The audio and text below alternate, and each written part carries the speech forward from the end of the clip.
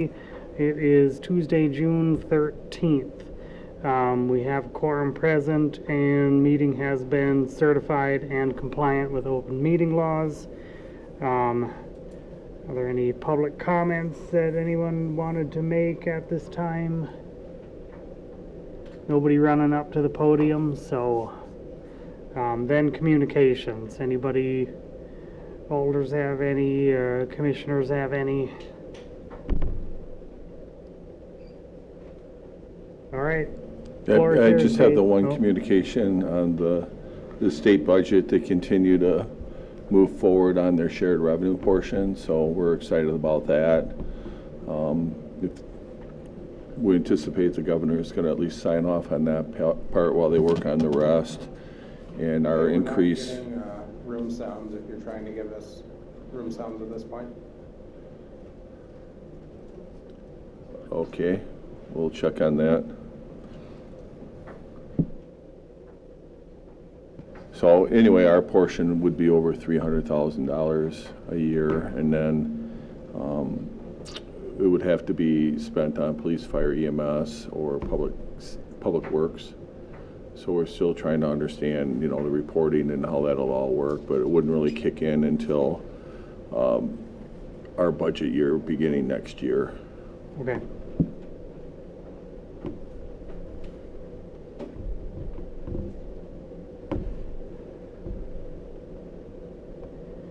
All right.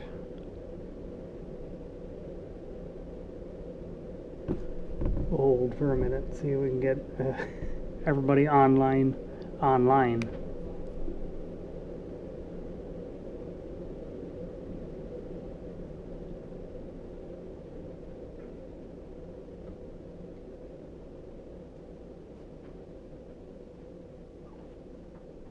Can you hear us now, Ben?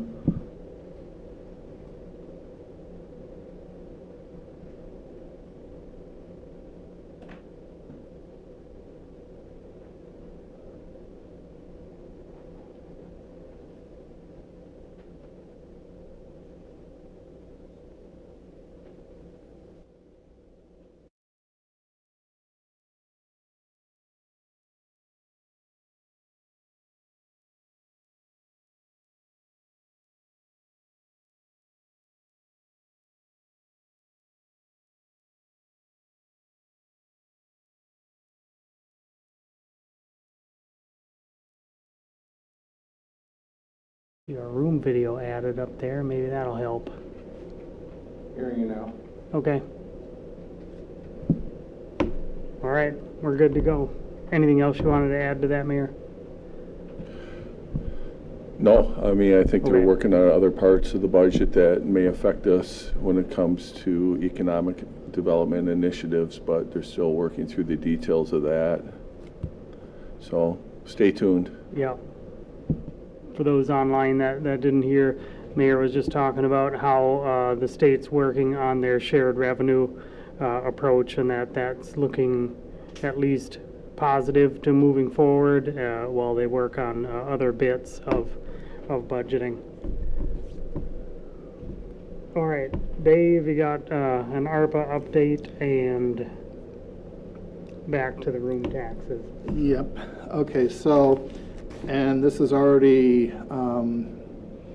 old news because the debt limit funding has gone through, but just notice that we're not going to lose any of the ARPA funds for that. So whatever we have retained or have yet, we do not have to give back to the feds. Oh, thank you. Pardon me? Right, talking to my daughter. Oh, okay. Next, I know you folks will be shocked, but True by Hilton hasn't paid us all the room taxes that they owe us. And I sent this out to them via U.S. mail. We're going to be probably withholding their liquor license until they pay it. So we've at least got that little carrot there. But it's unfortunate, but they short paid us the last month because of their calculations. Any questions on that at all? That one isn't based on like their appraisal disputes and that, is it, or? No, it's, if you look at the second page on the document, those are the numbers that they provided us for total gross receipts and what's exempt. So we just rechecked the numbers and their math was incorrect. Hard to argue with numbers. Yeah. Any other questions? Okay. All right, we're on to reports then. TID 5. Right, and I've got this on the agenda because my understanding is that Greg had asked where TID 5 is. So I've given you the balance sheet and revenue expenditure report. TID 5 is upside down. They owe the general fund $566,000. And if the 23 budget comes through as predicted, they're going to lose another 93,000. So we could definitely use some adjustments there. Still got a number of years before the TID will expire, but my gut feel is that eventually TID number 7, which is Kettle Park West, will probably have to transfer some monies to this fund to make it healthy again, or at least zero.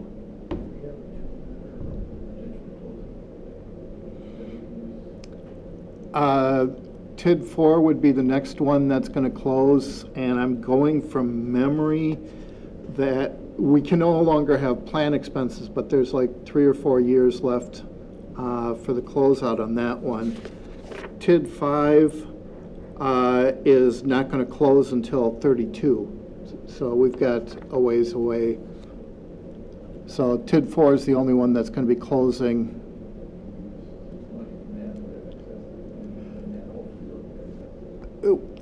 It'll help, yes. It's not going to give completely. I'm going from memory. TID 4 might have 140,000, give or take. So it's not enough to bring TID 5 back to healthy status, but it'll help.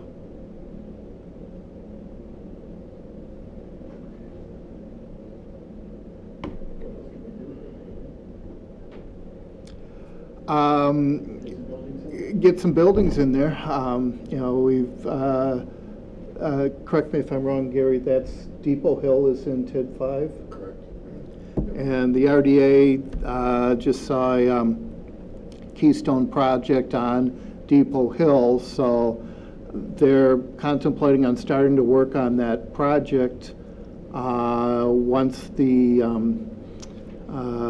riverfront project gets going, actually. The difficulty that we have with a lot of the Depot Hill area is we're not the owners of the property. It's got individual owners, so we do not want to look like we're coming at them and saying, here's what we're going to do to your property. You know, we got to couch it as here's a vision or something that we have. But yeah, short of getting new buildings or remodelings or things like that, there's not much we can do there.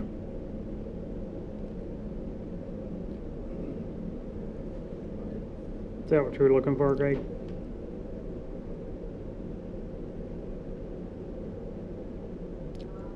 So what was the origin of this TIF again? It's called the Railroad Corridor. Originally, TID 5 would encompass the railroad corridor and the redevelopment area where the highway trailer building was and where we're currently working with Brink to develop. And then at one point, due to things that had to do with personal property tax for MillFab, the entire TIF was upside down, so we basically went through a process where we refinanced it, and I guess it's going to be what I use as a simplistic way of describing it. And then that TIF was split off, which restarted the clock. Gary Becker was involved with that process to at least put us in a better place. But originally, TID 5 and 7 were all one big TID. I think it was 5 at the time, and then 7 spun off of that. There's actually 8 that spun off, but the concept's still the same. 7 is Kettle Park West. Yeah, 8, I mean, yeah, 5 and 8 were the same. And I was reminded to make sure that we push in our mics when we speak. Any other questions on TID number 5?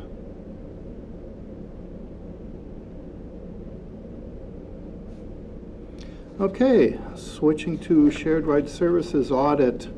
I see I've got 2 copies of the same form, but you want to look at the one where I've got some comments in red at the bottom. That's the only difference between the 2. We finally got a request from the Department of Transportation to audit the 2021 books, and based upon these numbers, we're going to have to pay back $27,736 to DOT. That's not surprising because we took the advice of Baker Tilly, and for the past few years, the surplus that we've had in shared ride services has not been claimed as income, but rather put into unearned revenues. So we've got the money put aside for this. So it's not going to cost us anything except cash out the door. But I'll kind of lead into the comments at the bottom that if we look at the next set of documents for shared ride services for the 23 budget, we just got notification from the state that the revenue coming from them is less than we had anticipated. So if everything goes projecting right now, we're going to have a $48,000 loss in calendar year 23. So this is making sense. What actually has been occurring is in the past we have been overstating the expenditures that we thought we'd have, because they were saying 100% of the time that was anticipated for taxi service, they'd be running full board operation. Well, that's not happening at all. I don't remember if I put a copy of this. No, I didn't. But I'm going from memory. I think it's operating at about 82% of the time compared to the max capacity. So when we overstate those planned expenditures, we're getting too much revenue from the state. That's why Baker Tilly has asked us to not take it as income. So with all that said, we're going to have to increase the levy for shared ride services for calendar year 24. It could be a combination of property tax or using some fund balance.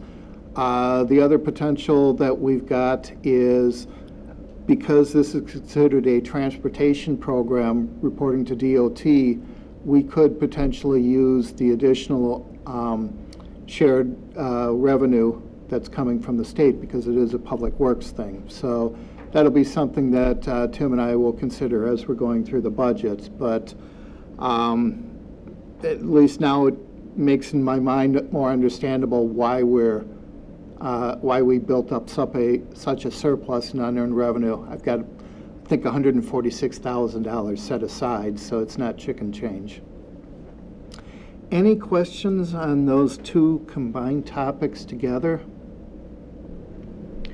And then, so if we have to reimburse for the 22, so 27,000 for the 21 year, potential 48 for the 22 year, and then No, 28 for the 23 year. 23. We haven't Okay. gotten the 22 audit request yet, Okay. but we did put money aside in 22. So I think we're going to be okay, but we've been shortchanging ourselves on where we should be in the property tax levy, but levy limits make it hard to go forward. Mhm.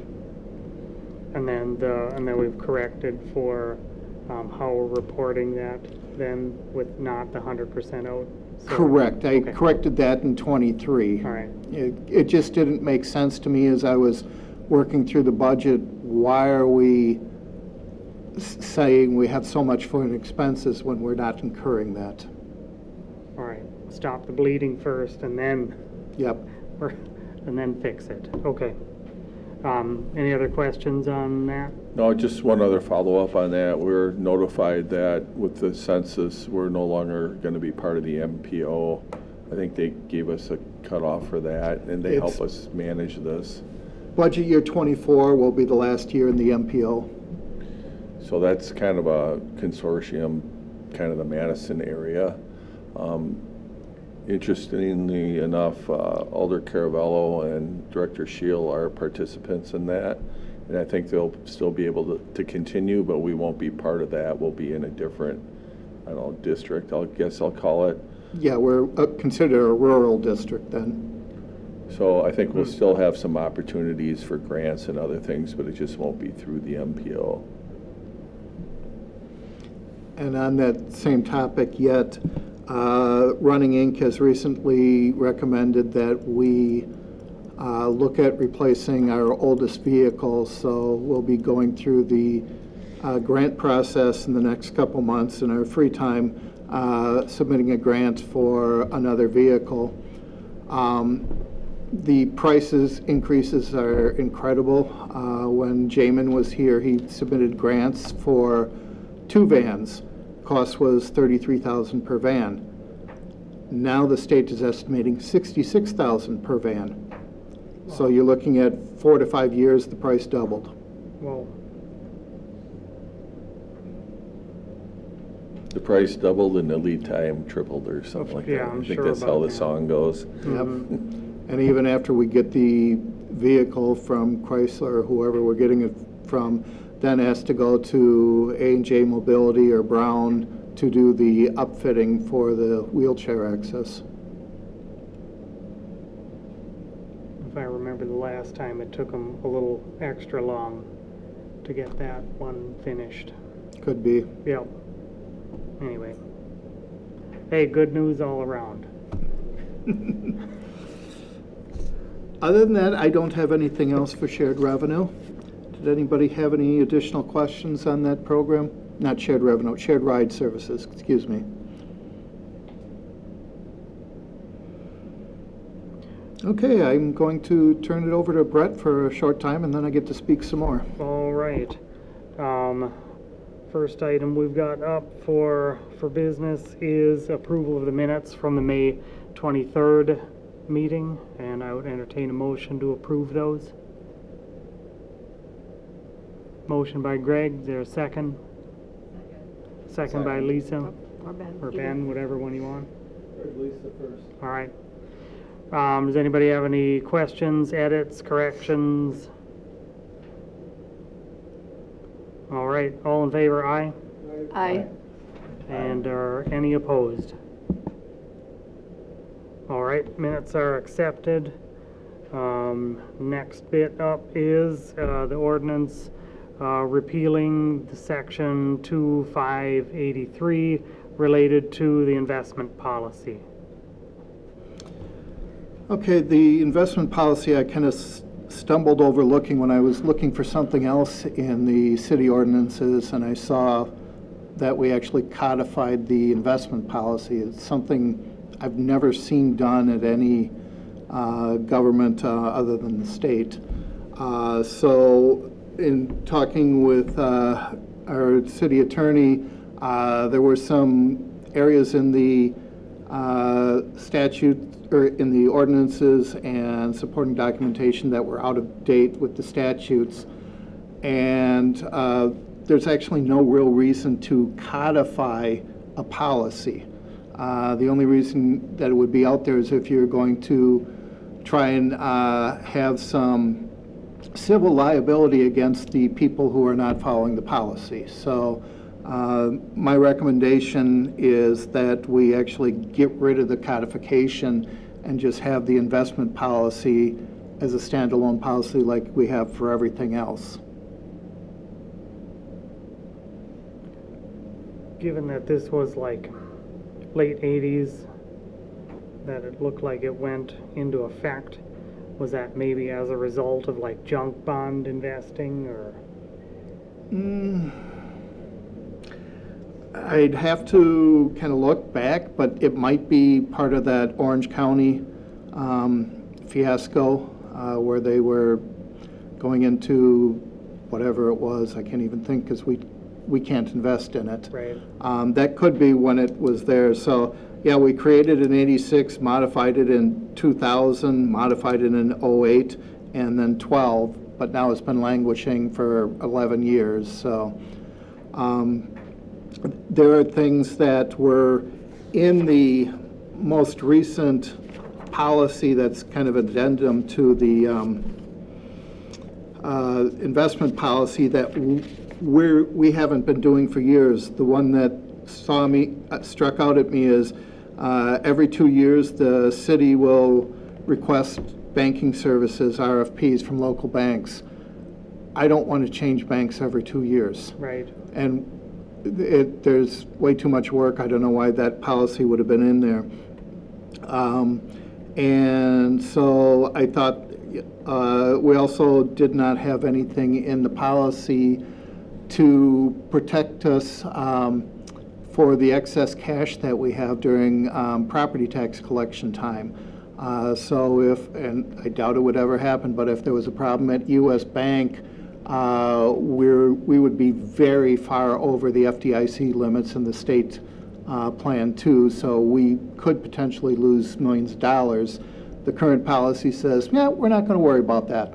And so I said, no, we're going to kind of modify it. So I plagiarized, which governments can do, plagiarized from several of my last employers, picking what I thought was the best things out of there.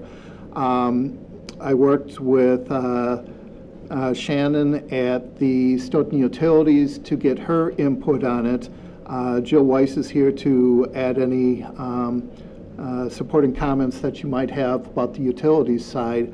But we think that we've got a good policy out there. We've got what we call the investment team, which is basically Shannon's position at utilities, myself, and Lisa as the treasurer. 2 out of 3 have to agree on an investment. I don't see any real problems. It's more like, I'm going to buy Fannie Mae Fannie Mae bonds. Okay. For the most part, 99% of what we do in government is the plain vanilla type things, and we'll have to feel each other out, just what kind of notifications we want. But I don't ever envision any of us at our professional level going out there and saying, we want to, and we can't even do it, but we want to buy Tesla stock on a short bid. You'd be questioning that, or saying, I've got somebody who says Enron's going to start up again, let's go buy some stock in that sort of thing. So like I said, I stole from the best examples I could find, wrote it up, and I'll open up the floor now. Does anybody have any questions?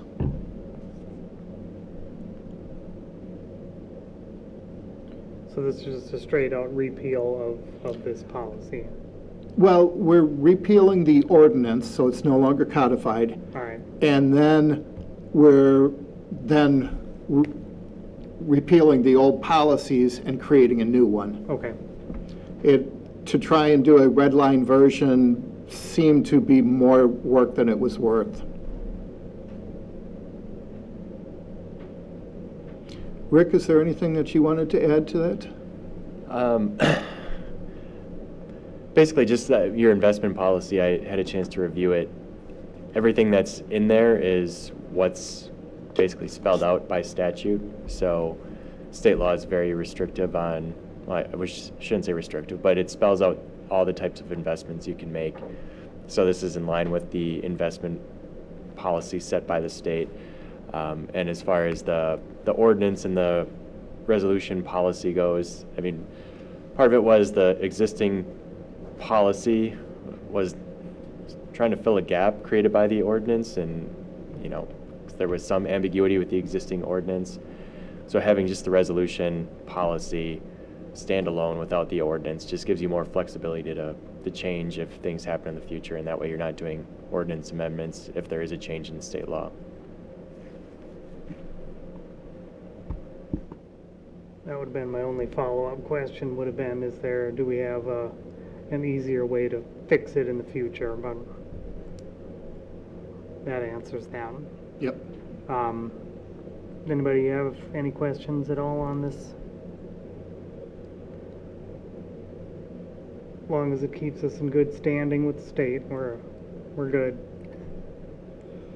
Yeah, and we're getting more than 15 basis points that we were getting before, so it actually pays to pay attention and find those deals out there.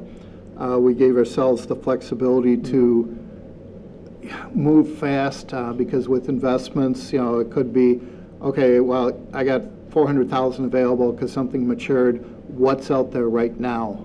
So things come and go really quick in the investment market. And we'd be using an investment advisory firm. It's either going to be Ellers, who we also use as a financial advisor, or PMA, who is our current investment advisor. We're going to see what works best. It may be more beneficial to us to pool everything together with utilities because we may get a lower fee structure just because of the dollar amount out there. They can certainly keep the accounting separate for us, but we'll be working through that to figure out what's best for both the city and the Stoughton utilities. Yes, Lisa? Do you have a maximum of months that you would invest in CD, and you talked about max time? Well, the state statutes do not allow us to go any longer than 7 years. Most people don't go out to 7 years because we don't know what the market's going to be doing.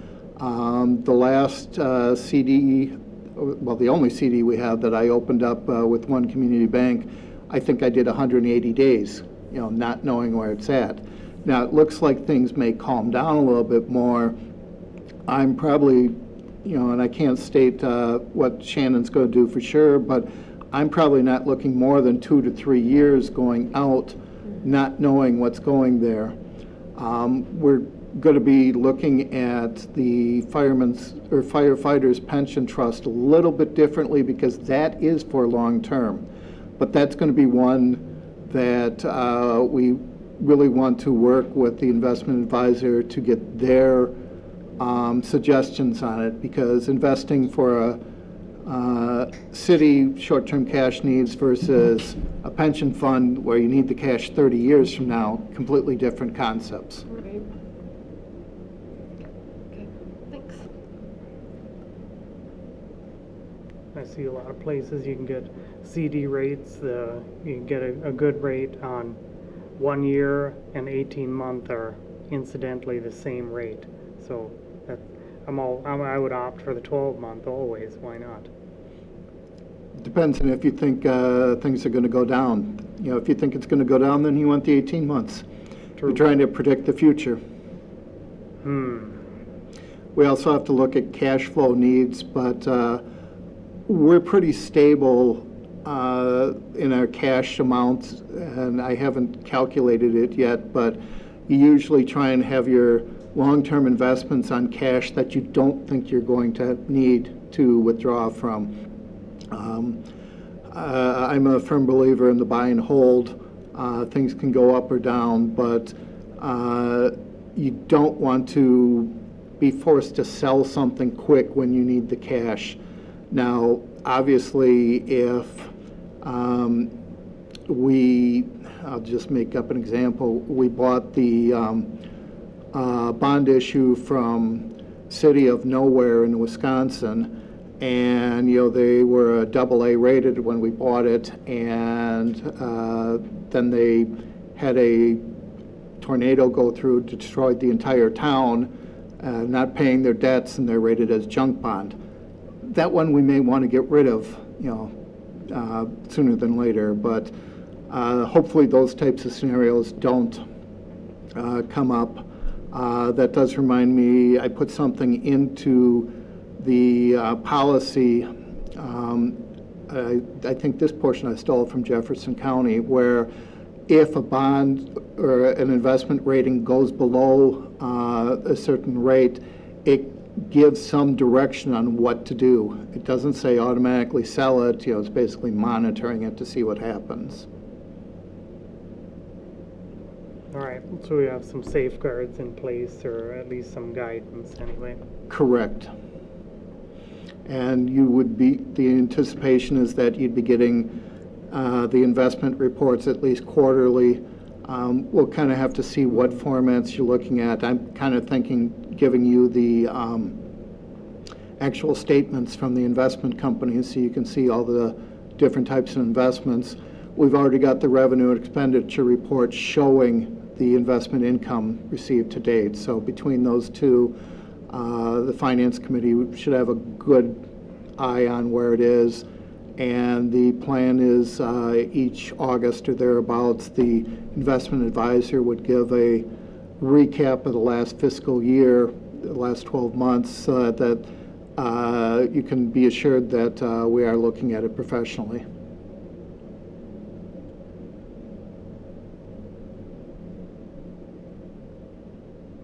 All right, any other questions, anybody?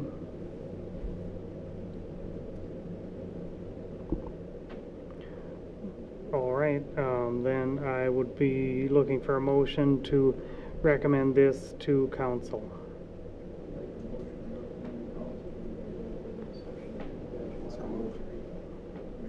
All right. There was a motion by Greg. Do you want to second that, Ben? Second. Got it.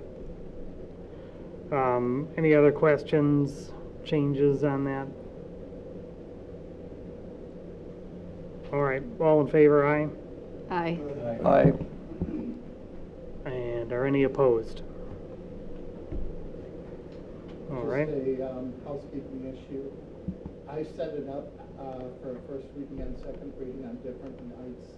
I didn't think this needed to be rushed through all in one evening. We can if you want, but just because it's kind of a material change and everything, I wanted the entire council to be have time to dig into it if they want to.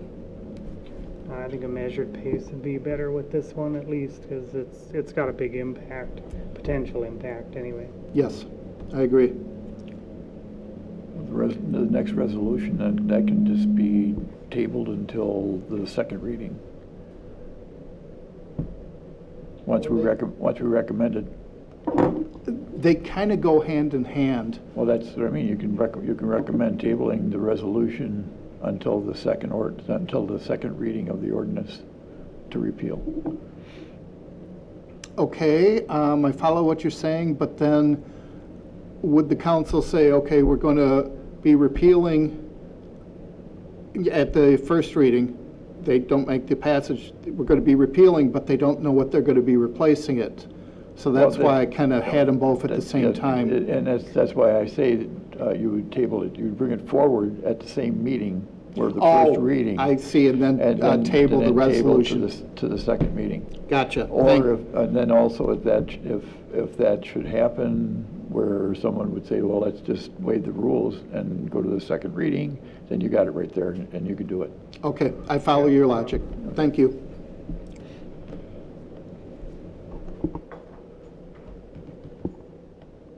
But that does mean that we can have it at least teed up and recommended from here.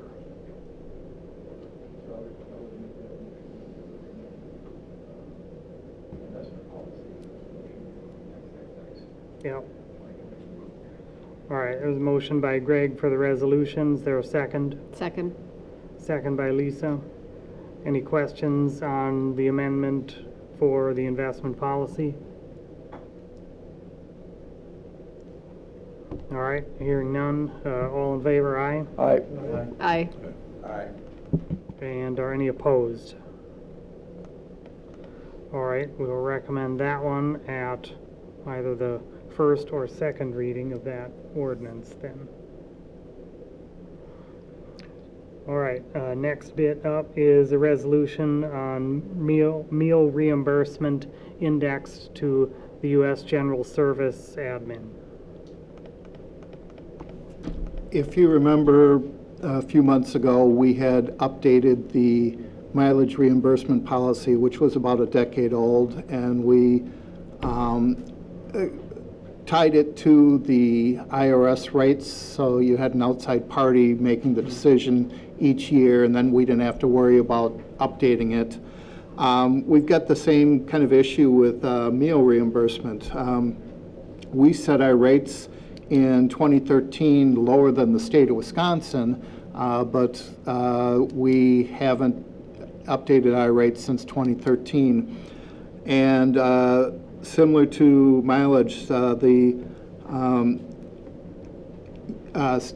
federal guidelines actually publishes the Administrative Travel Manual, or excuse me, U.S. General Services Administration actually publishes annual rates every year. So they do the work, they update it.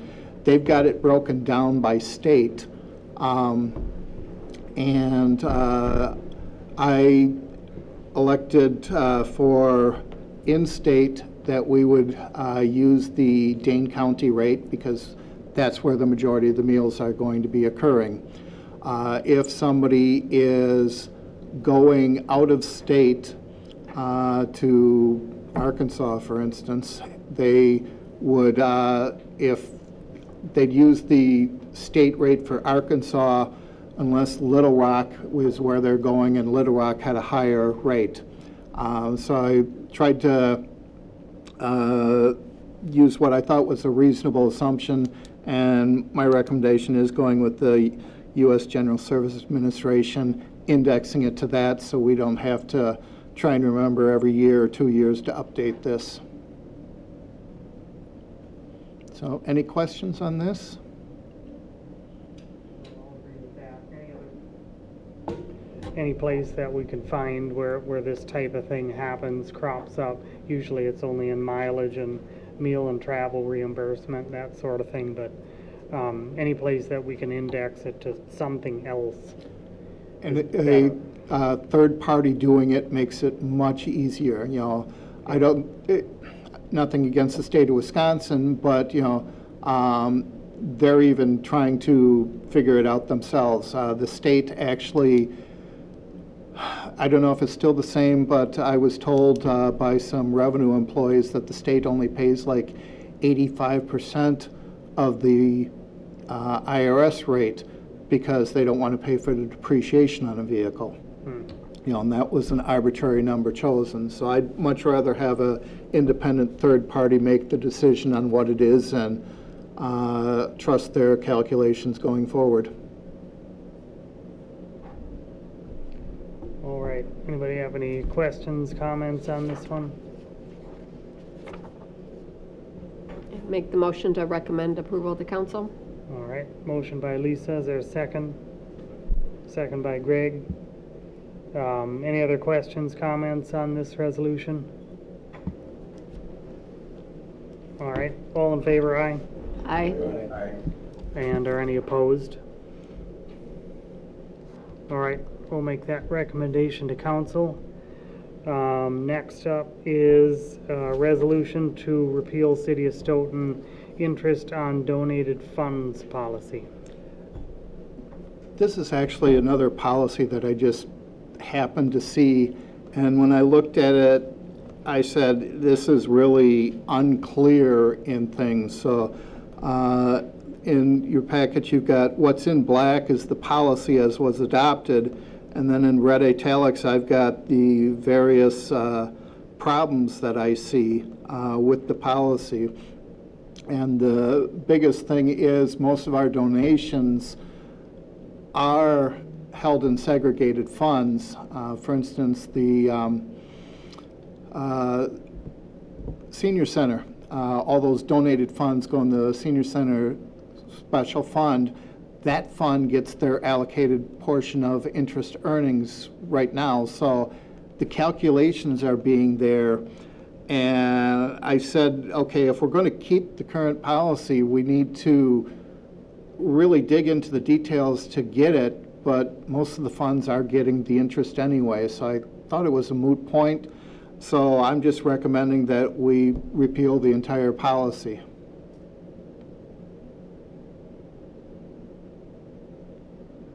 Was this one possibly that was generated after, like, Friends of the Opera House sort of thing, or around that? Well, it was December 14th, 1999, and hasn't changed. This would not in any way change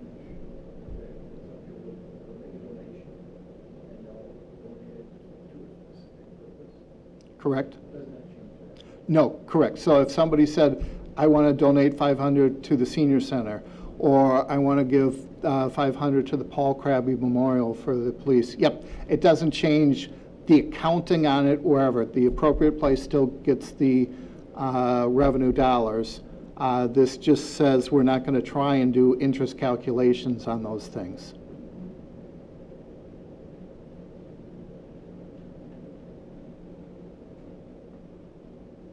Any other questions on that one? Otherwise, I'll entertain a motion to recommend that to council, that resolution to repeal. So moved. Motion by Greg, is there a second? Second by Ozzy. Any other questions, comments on this?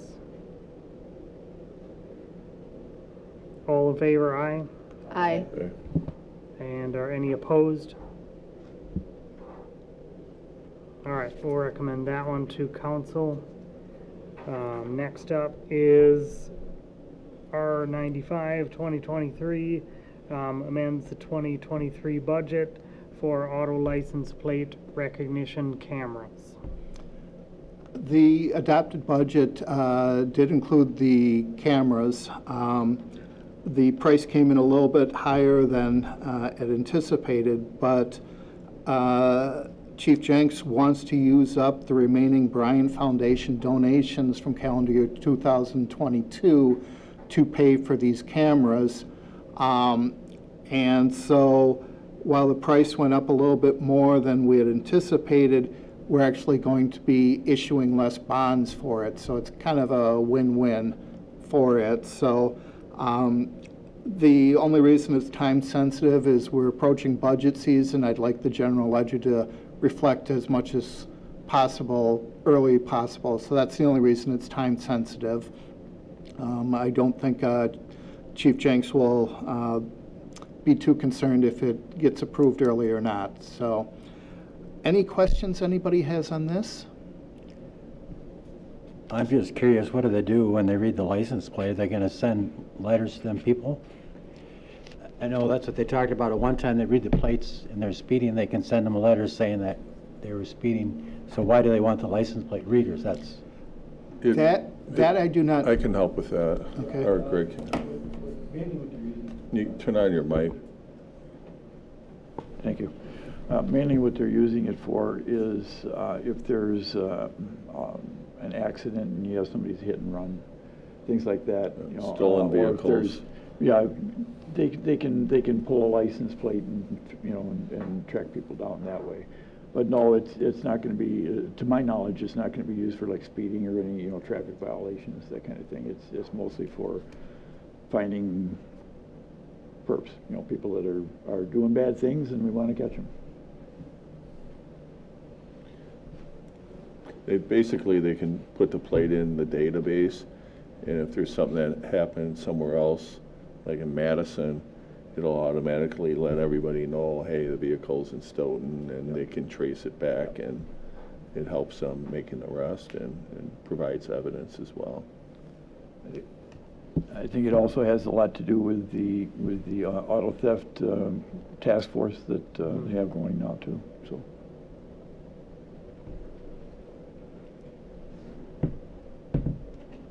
All right, any other questions on that resolution?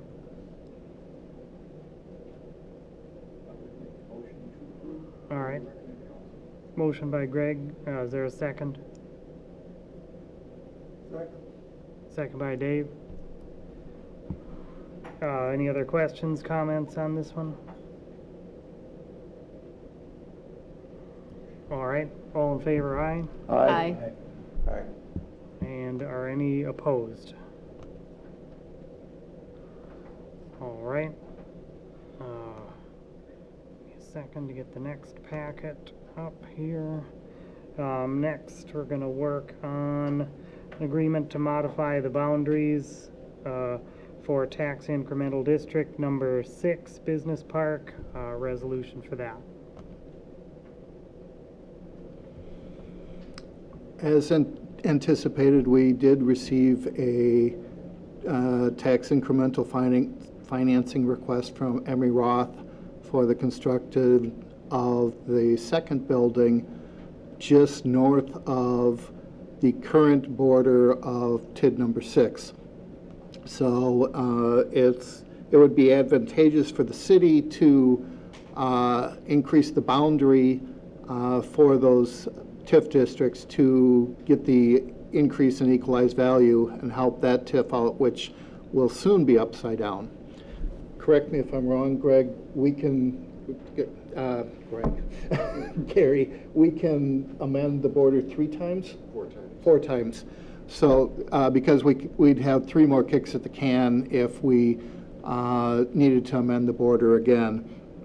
And so this resolution does 2 things. Working with Ellers to expand the boundaries, actually does 3 things.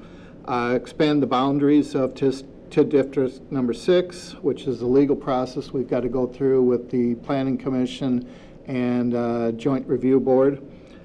Second is for Ellers to do the financial analysis of the TIF request. And then third is having Gary as our project manager, working with all parties involved to make sure that everything flows smoothly and on a timely basis. This one has a little bit of a time crunch. We need to be done by September 30th to get the incremental value going back to January 1. Any questions on this? Or Gary, is there anything you wanted to add?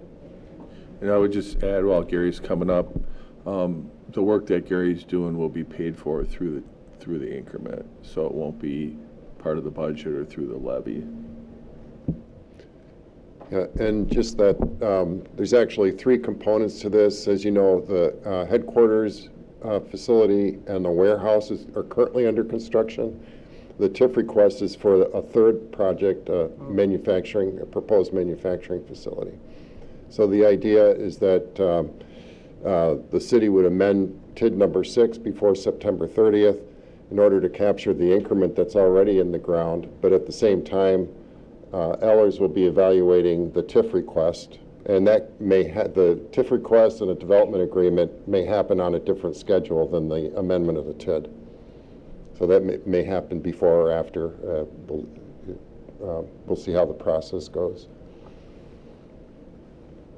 Gary, that's all right. That's on their 20-acre parcel that they're on, right? That's all within their land? That's correct. There's a number of parcels there. The parcel for the manufacturing is a long, narrow parcel on the north end of the parcels that they're on. All right. Yep. And that's actually like an actual cheese processing section, right? Building? Correct. Got Yep. it. Okay. Yep. So that's over, like, I know the other one is headquarters plus retail packaging. Mm-hmm. And then the other one would be straight up manufacturer, That's so correct. milk delivery and all that stuff. That's right. And they're looking at having that completed by 2025, Okay. so in 2 years.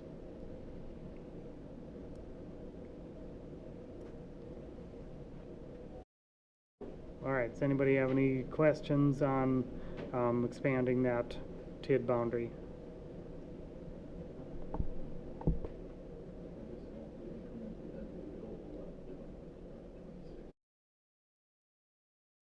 You've got a 2-year delay, so 24. it's the value on January 1, 24 would affect the 26 budget. Yeah.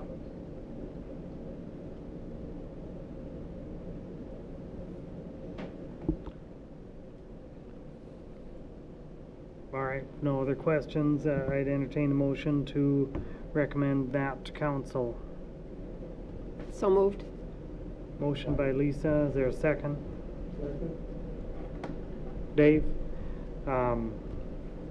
Any other questions, comments on the resolution? That they do. All in favor, aye. Aye. Aye. Of the resolution, not of how good the cheese is. Any opposed? All right, we'll recommend that one to council for later tonight yet.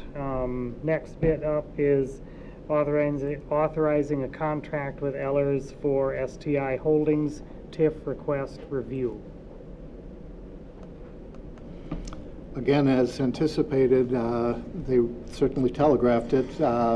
They would, STI Holdings, which is the parent company of Stoughton Trailers, has submitted a tax increment finance request. This is for their currently owned property, basically at the outlined by 51 North and County B. We have it's a little bit different on this one. They've asked Ellers to do the financial analysis kind of in a two-part. The part one would be construction of just their corporate headquarters. And then part two would be looking at the entire property, including, if I remember right, it's 33 acres of parkland? Does that sound right? 35 acres of parkland. There's advantages and disadvantages to both ways. They've asked Ellers to do that review, and so they know which way to go forward. But this is, again, something of a little of time is of the essence. This one, we would be creating TID 10, so it wouldn't be too advantageous us whether it's created this year or next year, but it does affect when Stoughton Trailers could move into their new facility. So that kind of affects their timing. If they could break ground and still have a TIF, they'd break ground tomorrow and start construction. Probably 3 days ago, they would have started construction. So we've got two interesting TIF requests to go through at the same time. But this, again, allows us to contract with Ellers to do the financial review, and Gary Becker will again be acting as the project manager to make sure that everything's flowing through peacefully at all the areas where we need to. Gary, is there anything you wanted to add? Just that this is a complex site development proposal, and so the TIF request, as Dave mentioned, asked Ellers to look at this in a couple of different ways, but it may mean actually the creation of 2 different TIF districts to stage the development, and that and looking at just the headquarters building, and then the second phase, the entirety of the mixed-use development. And the reason for that is the headquarters building is on a pretty tight schedule and they want to get going with it. The mixed-use development is a complex development for the city of Stoughton. It's going to take some time to process that and review it. And rather than slow the headquarters down because of the rest of it, they may look at some strategies to split that off and create maybe 2 TIF districts in different time frames. So we would see we might see staggered reports from Ellers then, depending upon how that shakes out on what they evaluate with it? Right.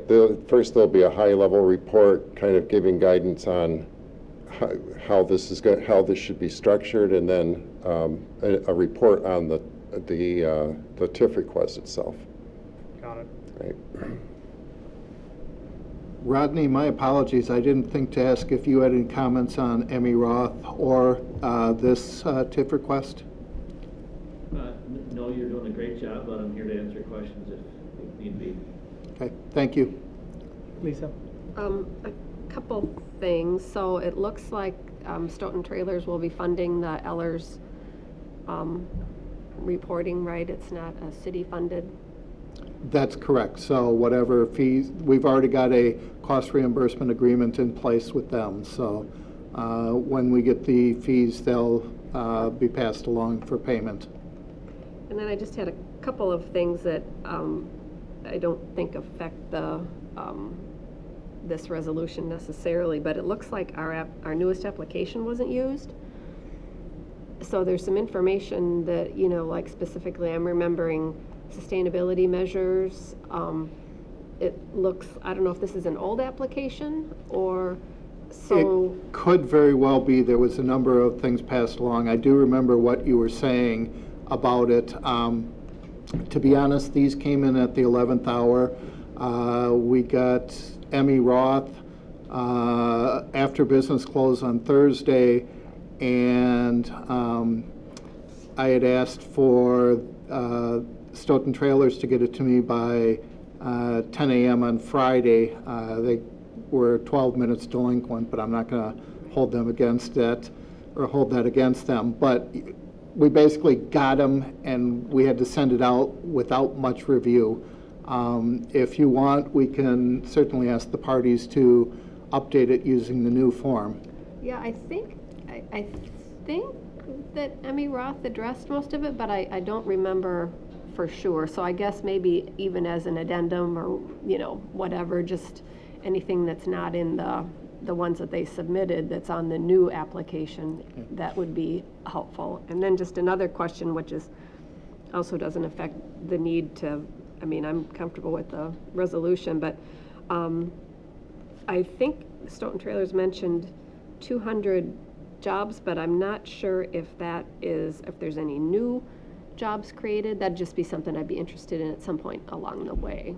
I do know that the request to both Emmy Roth and STI Holdings that went out today from Ellers was asking about job creation. Okay. So that's on their radar to look at that. Okay, sounds good. Thank you. And in regards to your first question, between Gary and I will make sure that the TIF applications have an addendum to have whatever was missing compared to the, Based on the new, yeah, that'd be correct. great. Thank you. You're welcome.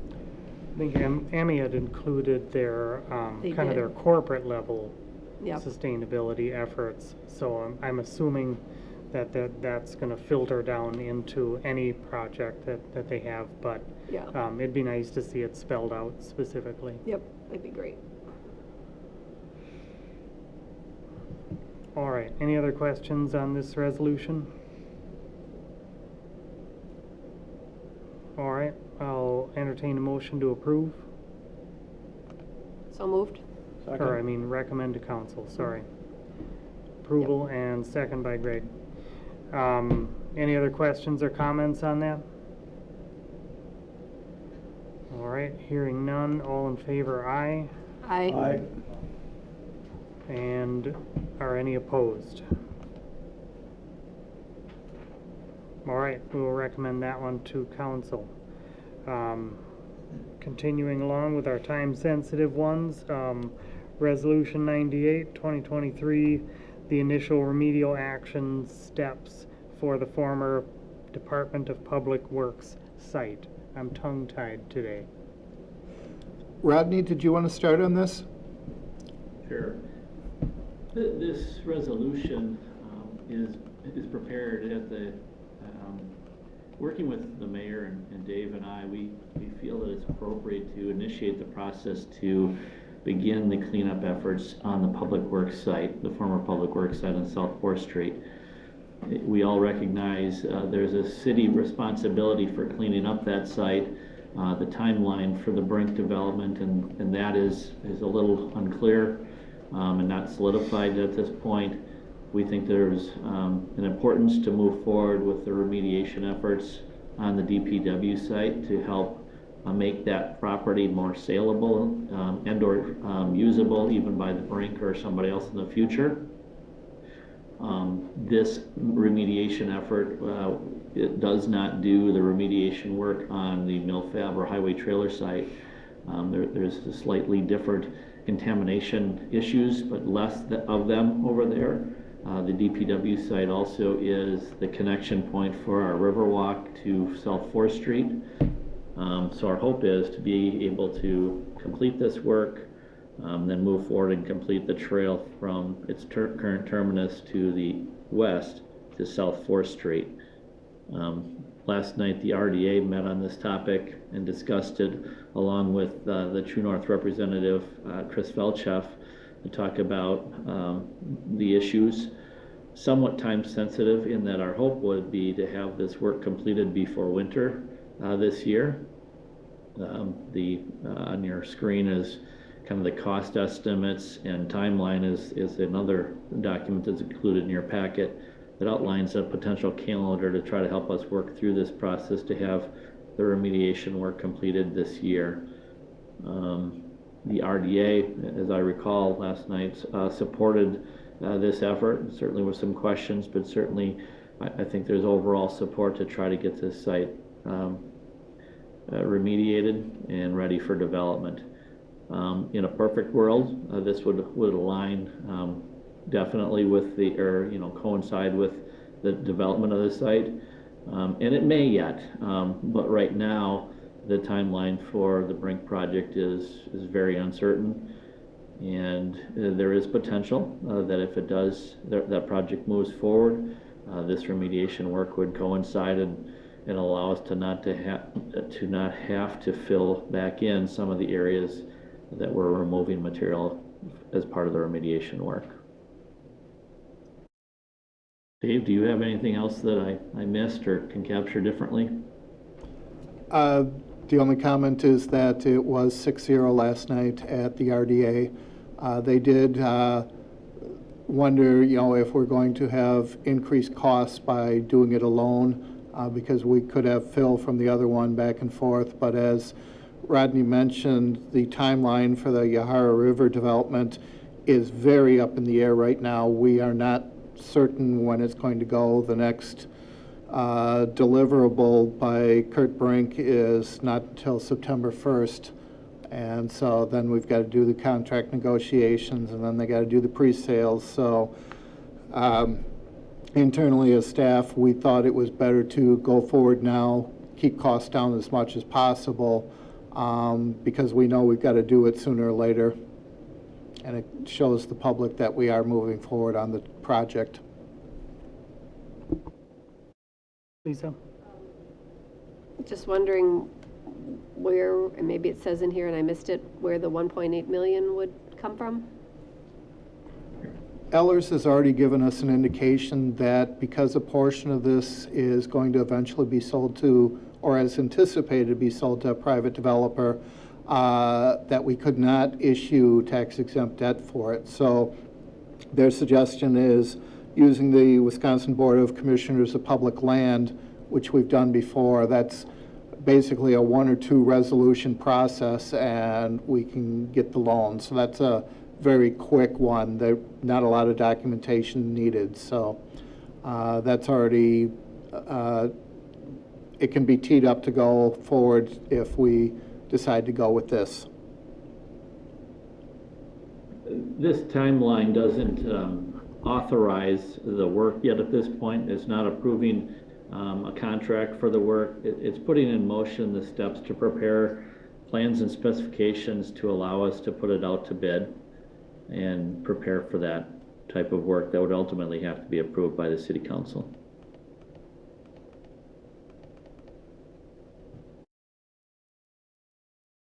Rodney, because the timelines are a little bit asynchronous between development and this cleanup, I mean, I completely agree that the land has to be cleaned up regardless, but This isn't gonna leave like gaping holes in the ground out there between now and the development, correct?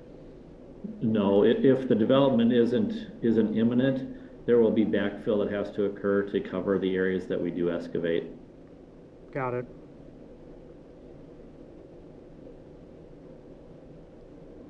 I'll still hold my breath until about mid-October, because I'm still a little bit leery about that piece of land there. I'm not following. What are you leery about? Contaminations within the soil. That's true. We're using our best estimate based upon the soil and water samples. Yep. But I do remember a few of them were a little bit eye-popping, at least for anything I've seen related to that. Anyway, we'll see. Greg?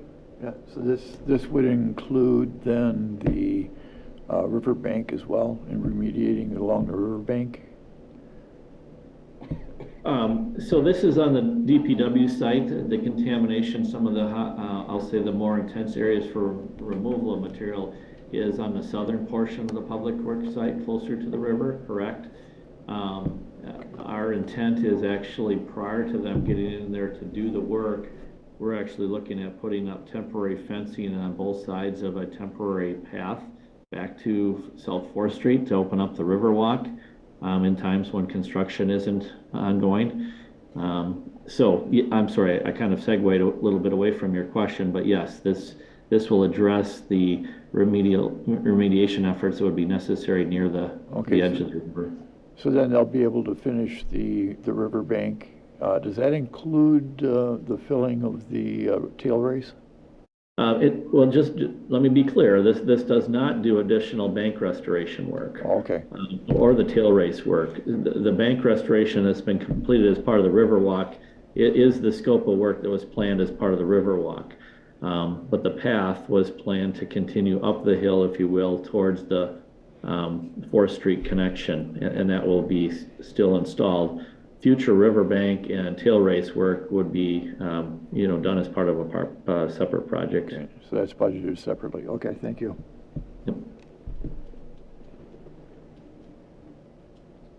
All right, any other questions on this resolution?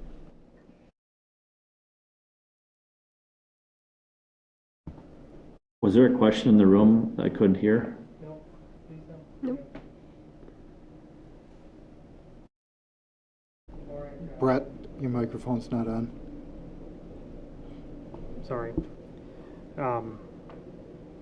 If there are no other questions on this one, then I would entertain a motion to recommend to council. I recommend moving it to council. All right, moved by Ozzy. Is there a second? Second by Ben. Any other questions or comments on this? All right, all in favor, aye? Aye. Aye. Or any opposed? All right, we'll recommend that to council. Next up is Resolution 101, 2023, to amend the 2023 adopted budget for Opera House Women's Restroom expansion. Bill, did you want to open up on this one?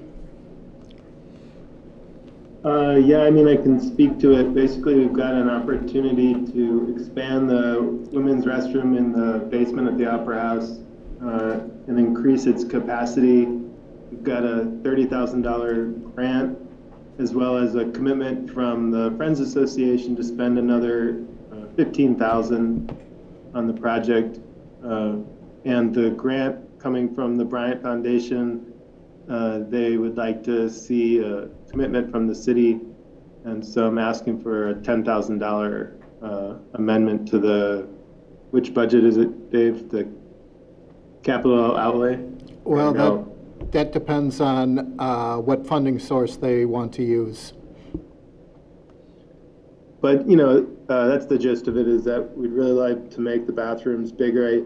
I don't think they were designed with the idea of there being crowds of hundreds of people on a regular basis, and certainly the at least half of the people who come to the shows at the Opera House would be very pleased.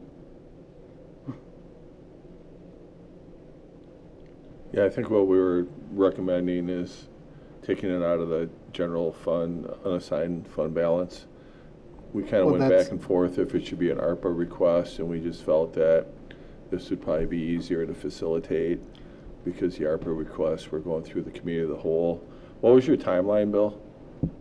Well, and I guess, yeah, that's the primary thing, is that the hope is to get the work accomplished before our 23-24 season begins, which is September 16th. So we're trying to get the funds in hand so that we can get the work accomplished over the summer.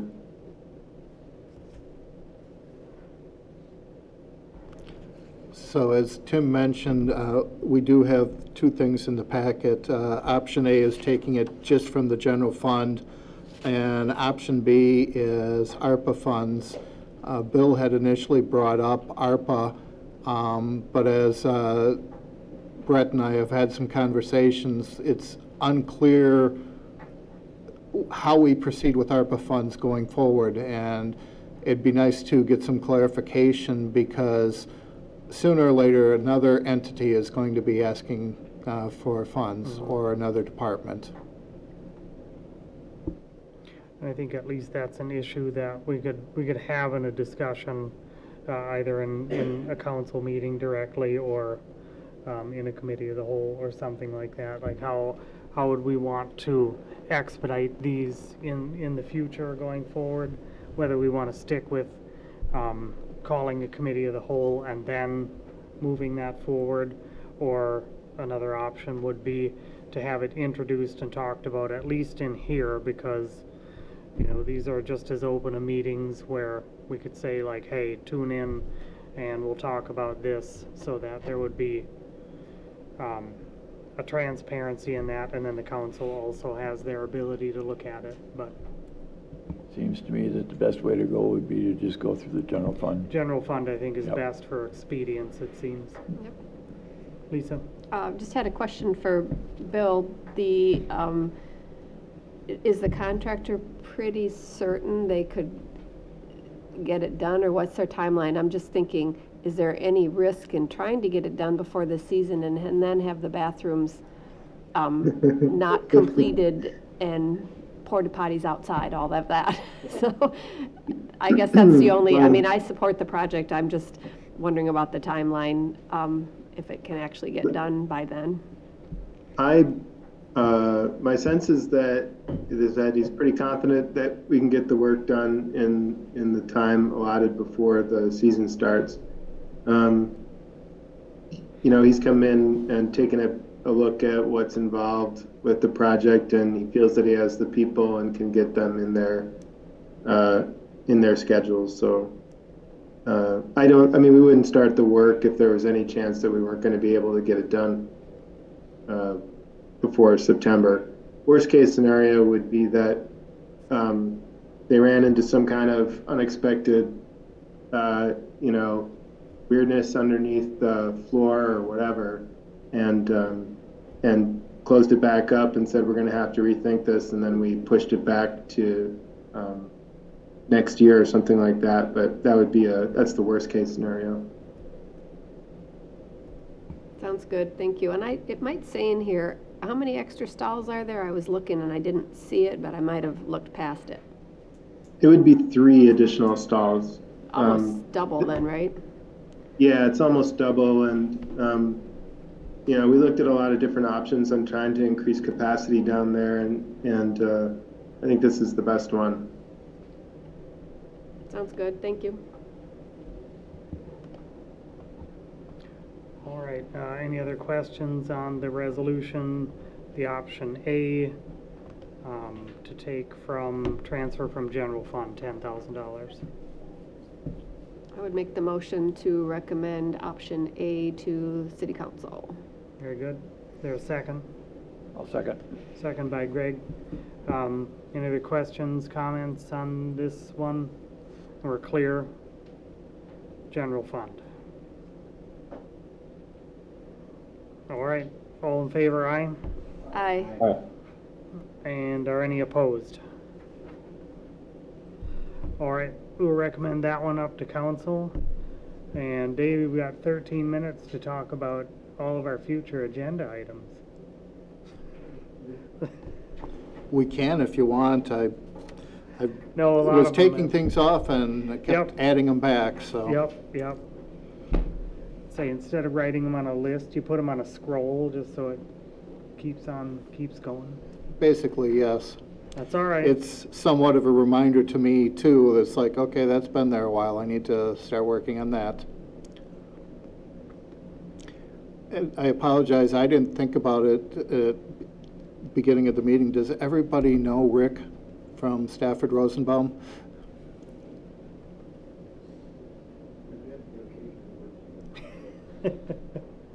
Happy to be here. Been here a few times. All right, that's the end of our business then. I would entertain a motion to adjourn. Motion by Greg, is there a second? Second by Ozzy. Any questions? Add anything? All right, all in favor, aye? Aye. Or any opposed? All right, thanks for sticking with us, everybody.